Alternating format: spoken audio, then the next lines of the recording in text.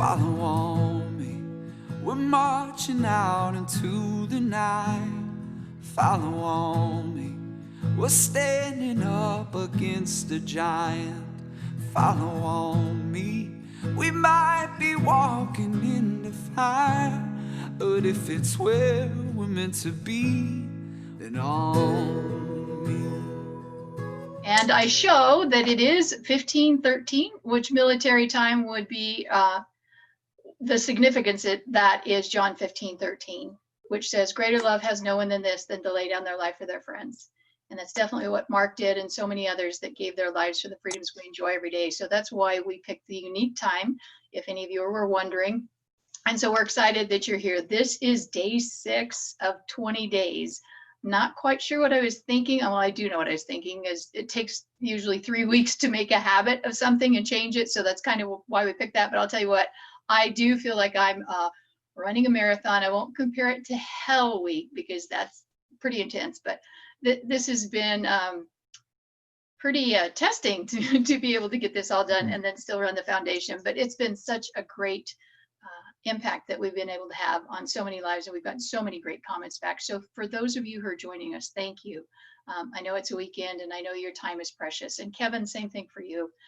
You get paid to speak publicly, and you've donated your time just as all of our other speakers have. So thank you so much for doing that and for joining us today. And folks, Kevin is a very special guest. They're all special guests, but Kevin and I, have a very unique relationship. He is one of my boys, and I know you'll hear as I read his bio a few more of the details and understand why that connection is so special, and as we listen to him today. But I want to read his official bio. Kevin Lacz is a decorated former U.S. Navy SEAL, the author of the New York Times best-selling memoir, The Last Punisher. He is a SEAL technical advisor, a co-star of the blockbuster smash American Sniper, certified physician's assistant, and co-founder of Lifestyle and Performance Medicine, and spokesperson for Hunting for Healing, the charity that he co-founded with his wife. Lac's journey began after the terrorist attacks of 9/11, which took place when he was in college. Fueled by a desire to serve his country, Kevin left college and joined the U.S. Navy. He completed basic underwater demolition SEAL training and found a home at SEAL Team 3, Task Unit Bruiser. As a sniper and combat medic, Kevin was crucial to the success of Task Unit Bruiser, which emerged as one of the most highly decorated special operations units of the Iraq War. Kevin received multiple awards during his service, including a Bronze Star with Valor and the Navy and Marine Commendation Awards with Valor. He left the SEALs after 8 years of service in 2010. Fueled by success within naval special warfare, Kevin took his skills back to the classroom, graduating magna cum laude from the University of Connecticut with a degree in political science. He continued on to Wake Forest University, where he graduated with a Master of Medical Science Physician's Assistant. Kevin released his New York Times bestselling memoir on July 12, 2016, The Last Punisher. A SEAL Team 3 sniper's true account of the Battle of Ramadi is a bold, no-holds-barred first-person account of the Iraq War and the pivotal battle that ensured with its success. With wry humor and moving testimony, Kevin tells the story of his deployment and the successful implementation of his task unit known as the Punishers, and helping to secure the city with both the Army and the Marines. Currently, Kevin is a certified physician's assistant in Florida, where he co-owns Lifestyle and Performance Medicine, powered by Regenesis, a concierge-based functional medicine practice. Kevin, welcome to On Me 20. It's so exciting to have you here today. And I always love anytime I can be around you, speak with you. You definitely are one of my boys. Mark tried to explain the Brotherhood thing to me before he died and didn't quite get it. And I'd always tell him, really, I get it. You're close to him. You fought with him. You trained hard with him, but I didn't understand that, unfortunately, until after he passed and we had 5 of his teammates in our home. And I saw, whoa, these guys love Mark just as much as we do, and they're hurting just as much as we are. And I'm blessed that, as I tell you guys often, my final gift from Mark was you guys. And I'm blessed to have that gift. So welcome today. Tell us a little bit more about you, where you grew up. Are you married? Do you have kids? That's silly. I know that answer, but people don't. So I got to ask the question. Well, Mama Lee, it's a true honor to be here. I love, it's great to meet you. I know we met under unfortunate circumstances, a long time ago, but I feel like the Brotherhood, our relationship's grown over the years, and you definitely hold a special part in not only my life, but also my wife, Lindsay, and my 2 kids. So it's an honor to be here and help and support an organization that really, pays it forward and really helps out veterans and veteran families and active duty. And it's a huge organization, and it's an honor to be here and spend time with you and your family. So I did see a couple of comments roll in. So I am from Connecticut. That's the same state that Jocko's from. I grew up in Connecticut. I have 2 younger brothers. Went to Xavier High School for any of you Connecticut nutmeggers tuning in. And then I went to James Madison University in Virginia with the hopes of becoming a physician. I enrolled at JMU as a bio major. But about a year and a half into it, 9/11 occurred, and one of my good friends, his father was in the Trade Center, and I took a look at my position where I was at in school, and I wouldn't say the most academically successful attempt, to be quite honest, but I looked at physically where I was at and what I was doing, and currently, I was kind of holding station, if you will. So I decided to join the Navy, and I didn't know too much about SEALs growing up. I definitely was a fan of the military, but didn't have this desire to be a frogman from a very early age. But I walked into a recruiting station in Middletown, Connecticut, and I saw, guys climbing out of the water on a poster, Sierra and land. And I was like, that's me.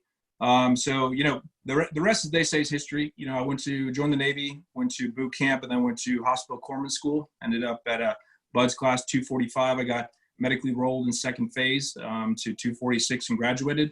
From there, I went to the Special Operations Combat Medic School, where I trained with Green Beret medics, Ranger medics, fellow SEAL medics, and became a Special Operations Combat Medic, and then arrived at SEAL Team 3 right around the same time Mark was after SQT. And he and I didn't team up until right before our deployment in 2006 with Charlie Platoon. But the relationship I had with Mark, obviously was a quick one, but it was something that there was a deep connection. Mark was he was my swim buddy on the patrol. Mark was right behind me, and worked in a lot of interesting situations with him and had a lot of fun. And like you mentioned in the book, there is a lot of humor from Mark in that.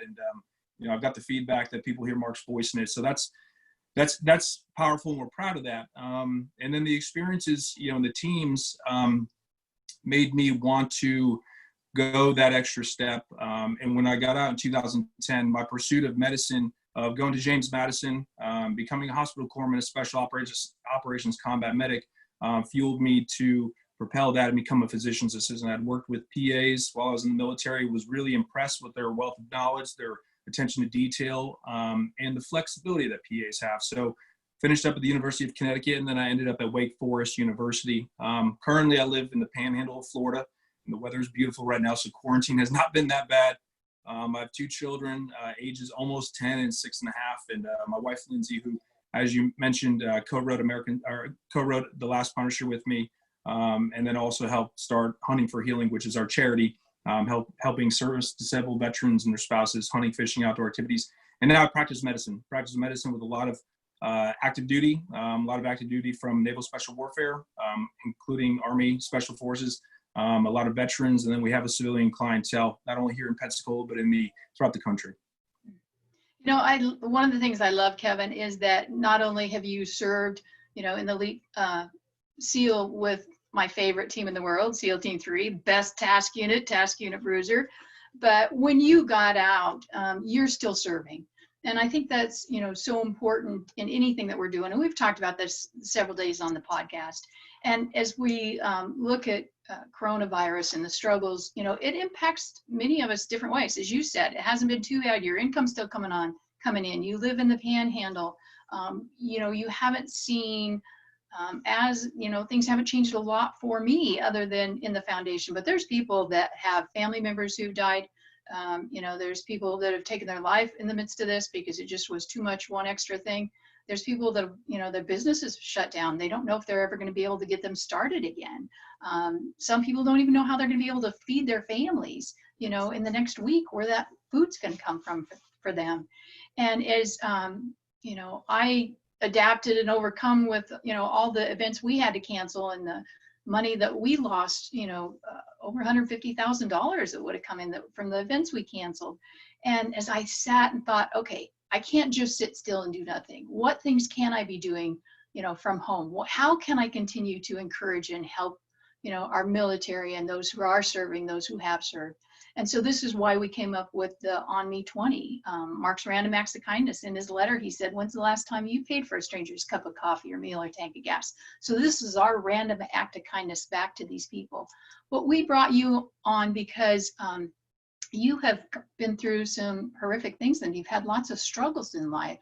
And you've learned to adapt and overcome those. You didn't let those stop. And I think it's important for our listeners to hear those stories. So would you share with us what was probably one of the biggest struggles that you've been through in your life and how you adapted and overcame in the midst of that? Sure. You know, fortunately, I've had the pleasure of getting some questions prior to this. So I actually prepared for this one. But, you know, when people think of, you know, struggles, a lot of us kind of focus on a more immediate struggle. You know, I think something that I struggled with, and it was probably for reasons that most people wouldn't, you know, really consider, but it was transitioning out of the military. And, you know, there's a lot of focus on veterans transitioning out of the military and having difficulty with that.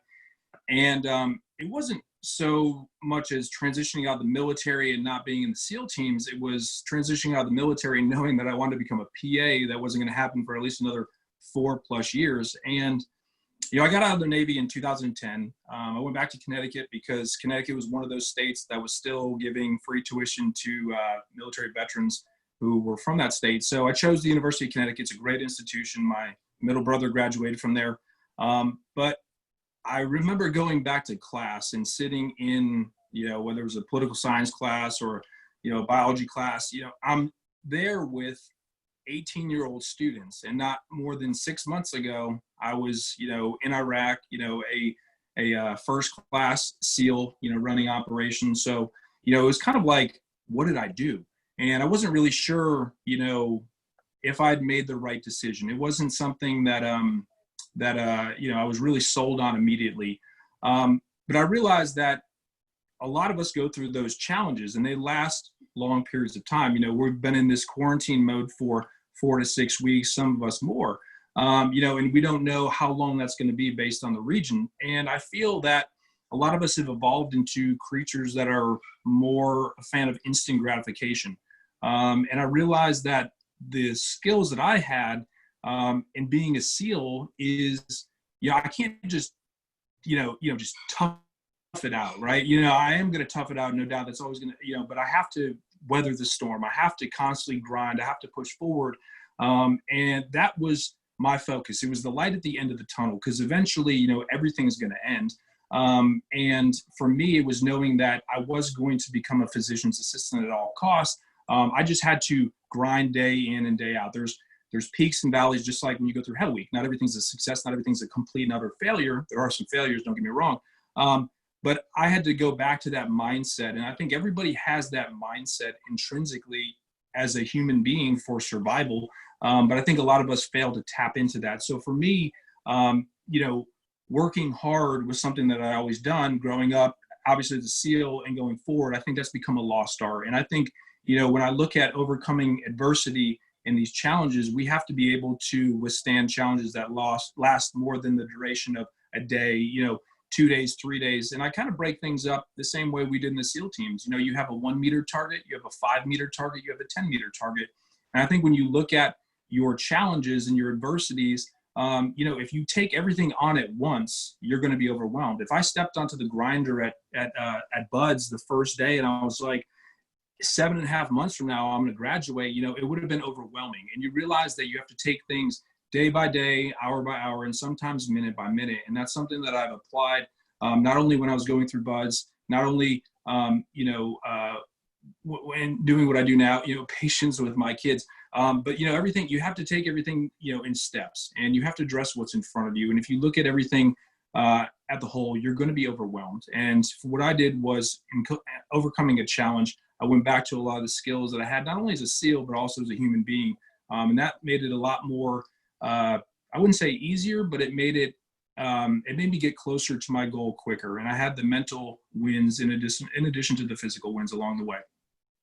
That's so good. And I love the weather the storm, because there are so many things in life that do feel like, they're storms to us, and that, we do know the calm will come at the end of the storm. As you said, it's just temporary. And so I think that's so good that you said, with the example of the meters, the targets, we sometimes can't get the right focus that we need to have to be able to do that. So I think that's such good advice, Kevin. What are some of those specifics in those steps? How would people do that maybe aren't Navy SEALs, or they don't have the skill set that you taught, or the determination or perseverance? Where would they start? What would those things look like? Yeah, I mean, it's when I look at solving problems in clinic, when I have a patient walk into the room and I open up and I ask them what's going on, and they give me a list of 30 different things that are wrong. And as a healthcare provider, and I'm sure many of the people listening are healthcare providers, you can't fix everything at once, right? You have to look at what is the biggest issue right now? What is the first thing that I can make an immediate difference in? And what's that priority level? The same thing as a medic, if I'm triaging patients and I have 9 of them lined out, somebody who has a sucking chest wound is going to take priority over somebody who, can be simply tourniqueted off. Although the tourniquet and the bleeding looks really bad, once you stop that blood, it's a really lower priority patient versus those with the sucking chest wound. So for your viewers out there and people that are listening in, you have to look at actually what your stresses are. And I think a lot of the time we get wrapped up into, as an instant gratification culture, we get wrapped up into social media, what's going on in Timbuktu, and that has a huge, profound effect on my day.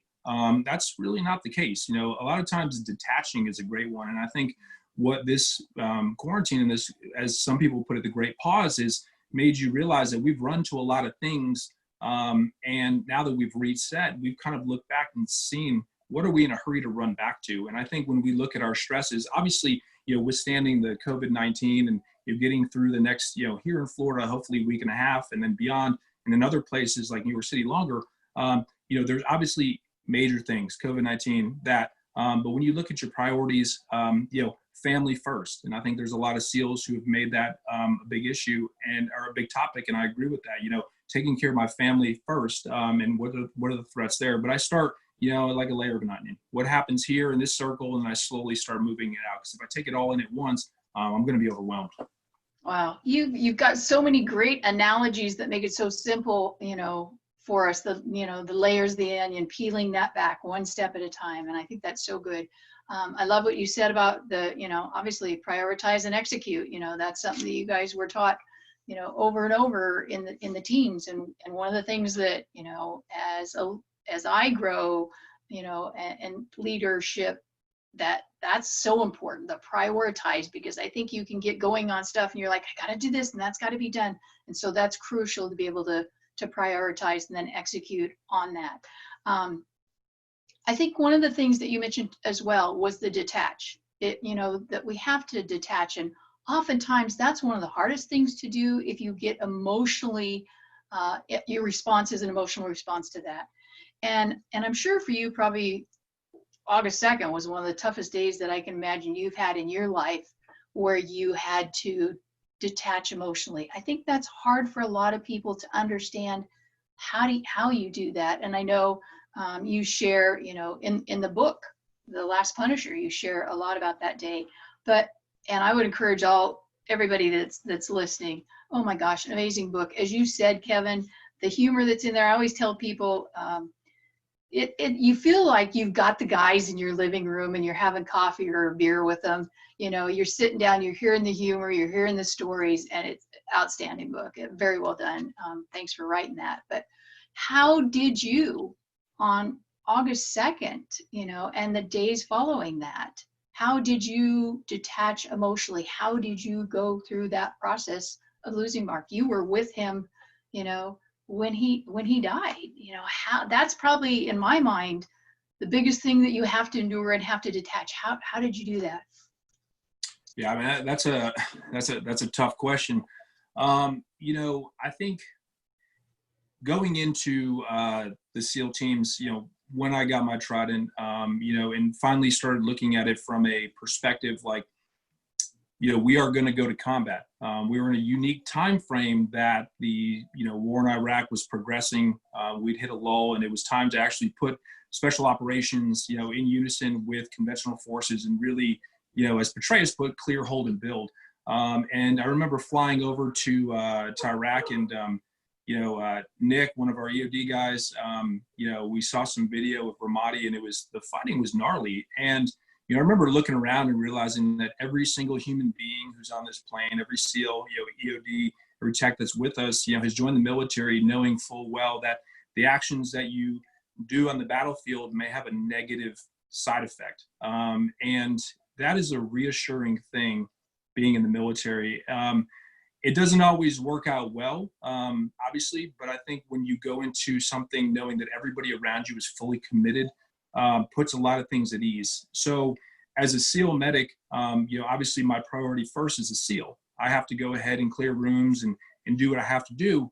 And when the action is called upon that I need to use my skills as a medic, it's time to deal with the injury and not the person. And like I'd mentioned you with Mark, Mark was my swim buddy. Mark's room, we lived in a tent. His wall, his headboard and my head, were separated by like 1/4-inch plywood. You could hear me snoring every night. So physically I had to, and emotionally I had to detach, because the issue is, first you have to win the fight. And, you speak that well, and just like with COVID-19, we have to win the fight. And I have to go ahead and put Mark, the friend, Mark, the soccer player that we played the Jundies with, all those emotional things to the side and deal with the threat, because everybody else in that platoon is committed to winning the fight. And if one person stops and loses that, if they are not able to detach and deal with the mission, then that whole operation can become more precarious and more people can get injured. And I think, you see that with the people on the front lines that are dealing with COVID-19, they're able to detach from the regular world and deal with this, colossal issue. And I think, that shows the mark of a true professional. And for me, I wouldn't say I'm a true professional by, leaps and bounds, but in the moment, my job was to obviously Mark as a patient, but it was also to the greater team. And I think when you deal with that and you apply that to your everyday world, sometimes you have to detach your problems, and you have to detach sometimes and deal with the problems for the sake of the people around you. And there are problems that I deal with as the man of my household that I have to detach sometimes and deal with. And knowing my family is part of it, but I have to go ahead and stand up and address those and kind of detach from them to get those issues solved. And, it's not an easy thing to do. And when you're done, that is the time to debrief and go back to it and look at that emotional connection. I'm not afraid. I cried after Mark died. It's tough to lose like a really, one of your best friends. And in the platoon, Mark was that. And knowing that when you're working, there's nothing you can do. And that's the hardest thing to do. And I think the abruptness was something to really settle on and think about. And it's made, people talk about, you focus on Mark's last letter. And, for me, and that's something I've talked to other people with, Mark's last gift was the fact that he endured that, and he was able to strengthen people around him, knowing that I've experienced things in life, not only being a SEAL, but also experiencing that as a combat medic has made me stronger in other aspects. And I think it makes me stronger as a clinician. So I don't always focus on the negatives, although if you look at, like I said, somebody with a amputated leg bleeding out, that's going to look horrific. But at the same time, I think it's a strengthening example in a period of my life. And also, getting to know you, getting to know Maya, Chris, and that has expanded, Mark's network with me. And I think it's terrible Mark's gone. There's nothing brings him back. But I think his last gift, not only his letter, AMW, but for what it did for me, is something more powerful. And not a lot of people look into those situations and are able to detach. And I think you can find a lot of meaning from them. Wow, that's so good. That's amazing, Kevin. One of the things that as we go through the topics each day, and we don't have a topic that we pick and say, okay, today we're going to talk about this. Today's going to be we talked about suicide a lot yesterday with Jake Schick, who was on there. the topics aren't set aside. It's kind of just led by the guests that we have and, what's on there. And so I love that you talked a lot about transition. You gave us the, prioritize and execute, the, detaching emotionally from things, and so many hands-on practical good things to do there. We'd like to open it up for a time of question and answer, but as Ryan prepares to get ready to do that, one of the things that we want to do for each one of our guests that we have on as well is give you the opportunity to let us know, how can we support you? What things do you have going on that we could do, that we can support you? Where can people follow you? I know you mentioned your foundation. I do know that there's another book that you're working on, or if I'm not sure if maybe it's done or close to being done. I do, yeah. So being in Florida, I'm trying not to touch my face. So I got this little alligator like face scratcher, but I haven't been using it. But yeah, so we talked about the transition out of the military, and I found myself a lot of the time, having to run errands on my own and navigate the VA on my own, navigate higher education on my own, and I was a knuckle dragger at the time, and it was extremely difficult at times to do that and still work. I had my son at the time. Lindsay was working, so I needed to find a way to do that and kind of provide a roadmap to transitioning veterans so they don't have to be hung up, because we have real lives. I know what it's like to be a non-traditional student. I know what it's like to enroll in community college and do a 6 to 9 p.m. chem class. So I know what it's like, and we came up with the Veterans Workbook as kind of that quick roadmap on how to, one, prioritize your value. I've seen a lot of veterans who have given me applications or giving me their resumes, and they're always talking about we.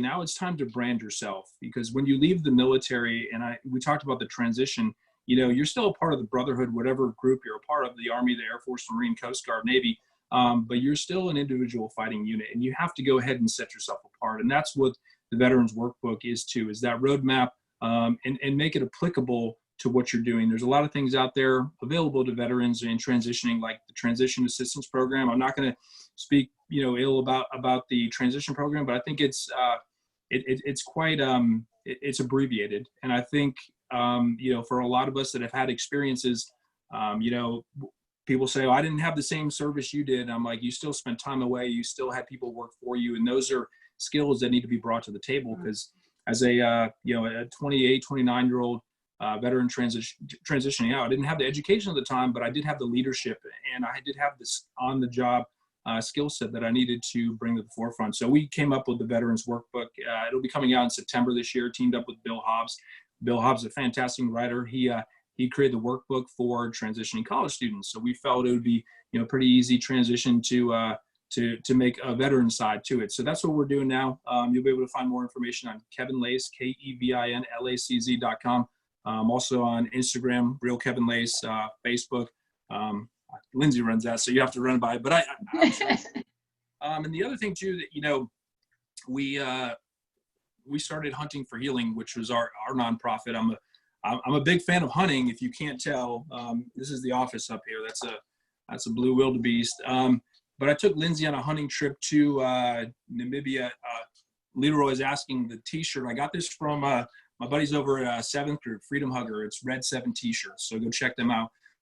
But I was hunting, and I had this experience in Africa with my father-in-law, and it's really detached. We had no cell phone, no computer for 2.5 weeks. It was great. And I told myself, I was like, I got to bring Lindsay here, and took Lindsay, and she had the same experience. And we felt that getting veterans and their spouses outside, away from phones, away from family, a chance to connect, because the final part of transitioning and that hurdle was the connection with Lindsay, my spouse. And we had a great relationship, and I feel like strengthening that relationship made that obstacle in that trying time easier to deal with, because I no longer had the swim buddies that I had in the SEAL teams. I now had her, and I need to strengthen that bond. And that's the purpose of Hunting for Healing, is to make those connections between the spouse and the veteran, because that's your fighting unit when you leave the military. The VA is there for you, your friends are there for you, but really the ones closest are the spouse. So that's what we do. That's Hunting for Healing. Awesome, man. There's so much great stuff there, Kevin. I think that we'll have Ryan. I'm sure you've got a couple questions ready for Kevin. And What's up, folks, Kev? while he's getting those together, if you're watching us Facebook Live, we do have someone watching Facebook Live. So if you want to put any prayer requests or questions on there as well, you can do that. Hey, Ryan, take it away. What's happening, Kev? How are you, brother? Ryan, how's it going? I'm doing great, man. Thanks for joining us. And you got a big following on Facebook, man. You got the biggest live crowd so far. So, fantastic! Lots of folks giving you shout outs, brother. Man, they're great people, and you know, we try and keep that personal connection. So I'm glad they came over. Awesome. Yeah, you got a good squad, man. Let's see, Kevin. I'm very thankful for your story. My question is, what was the most memorable part while you were in the Navy?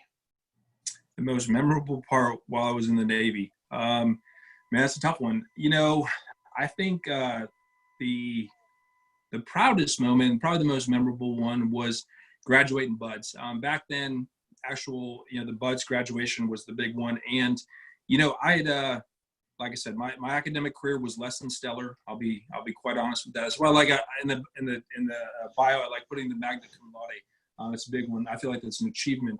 But graduating buds, because there were a lot of people, you know, who didn't think that I would make it through buds. And I feel like that was a defining moment because, you know, you read the stories, you know, the attrition rate, but I feel for me, that was a big accomplishment because I knew I could withstand anything and do whatever even before I went to buds. But I think that was the high water mark and, you know, where I was able to stand up next to a lot of other amazing human beings and say, yeah, I can do it. And I always know I have been able to do it. Let's see here. From a combat medic to an educated clinician, do you find that COVID-19 is overblown, or are the risks aligned with the science? I'll let you answer that however you want. That's a good one. Well, let's boil it down a little bit. I was a knuckle dragger. Now I'm an educated knuckle dragger. So the key is still knuckle dragger.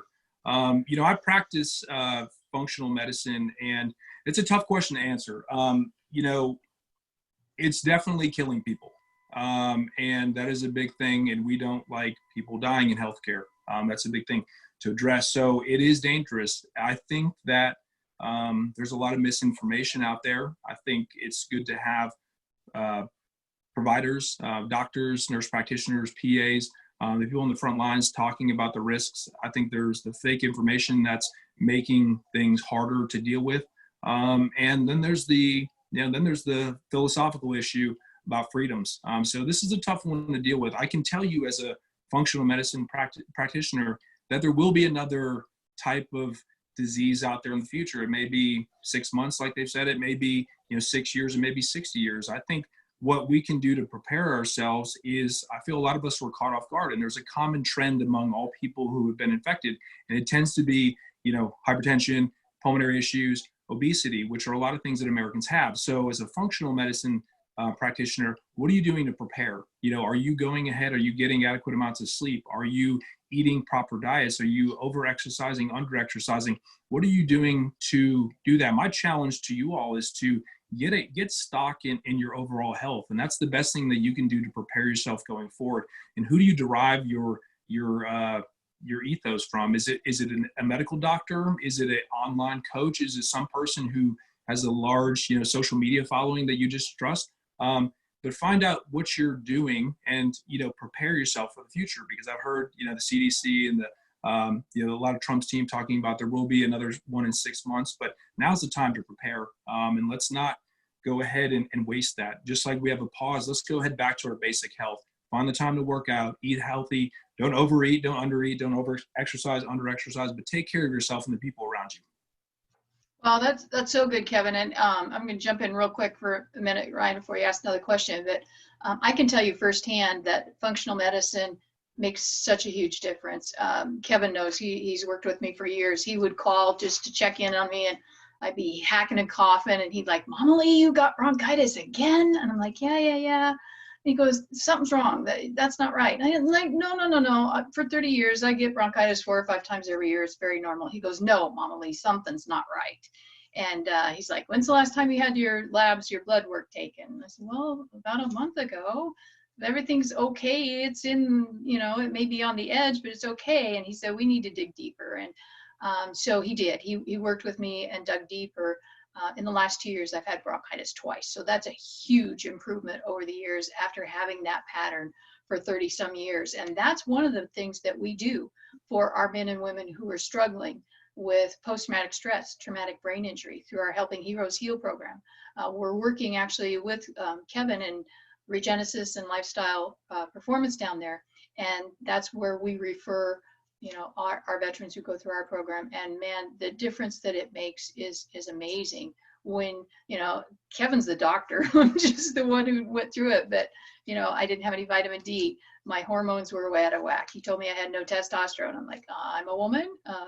But, he got those things back in line, and the stress was what depleted that. And I said, but I'm not a stressful person. I don't freak out. I don't have road rage. I don't scream. I don't yell. I don't have anxiety. And he said, Mama Lee, look at what you're doing all the time. The stress is depleting that. You may not respond that way, and it's so important to get our bodies in that place where God designed it to be. And so Kevin's, what they've done there is absolutely amazing. I can't sing your praises enough, Kevin, for what you've done for so many veterans. So thank you. Thank you. Thank you. Sorry, Ryan, go ahead.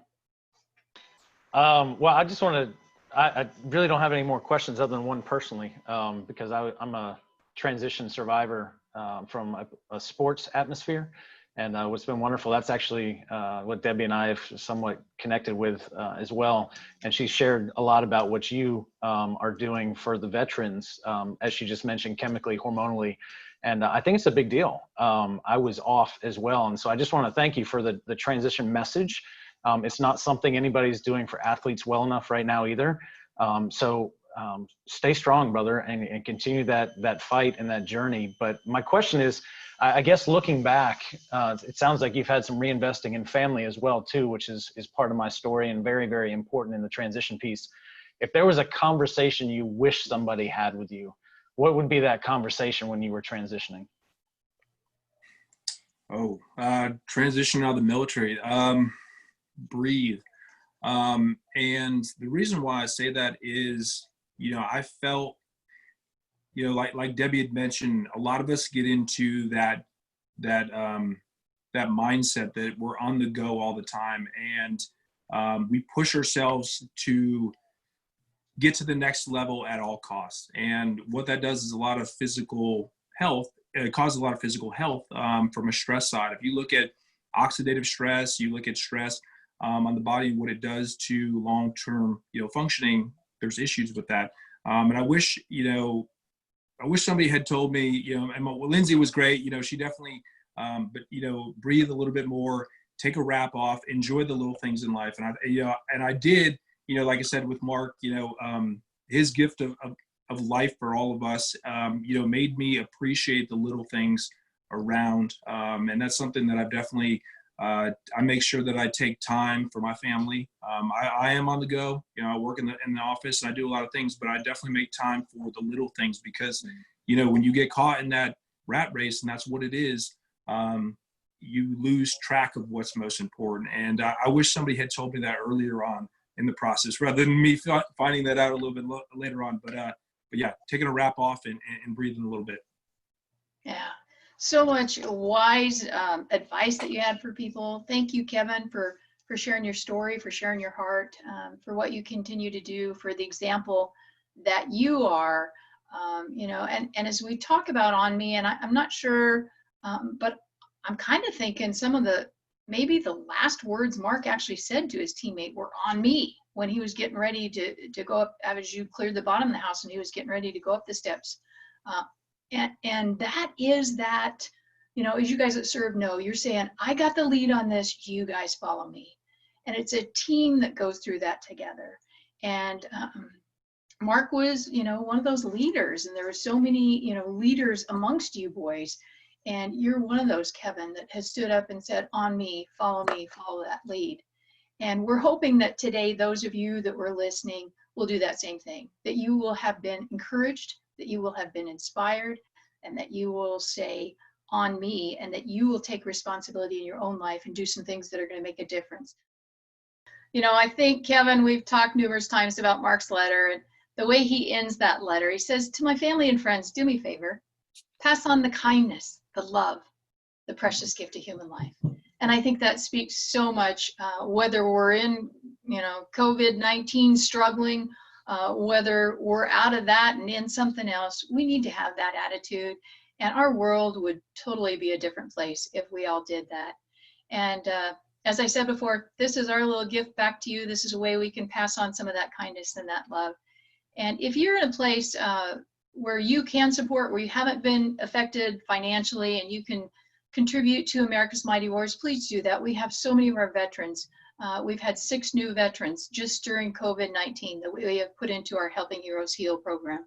And that's at a cost of $10,000 to $13,000. And with our funds being depleted, we don't ever want to have to tell a veteran that we're not there for them, that we can't help. So if you can help, please make a donation to americasmightywarriors.org. Also check out our store. We do have Kevin's book, The Last Punisher, on there as well. I know that you can get that in other places as well. But thank you again, Kevin. I love you. Appreciate so much you taking this time on your afternoon. Please give Lindsay and the kids hugs for me, and I hope to see you soon. Absolutely, Mama Lee. Love you. Thank you for having me on. All righty, love you. Bye. Thank you, everybody. Stay tuned tomorrow for another amazing guest.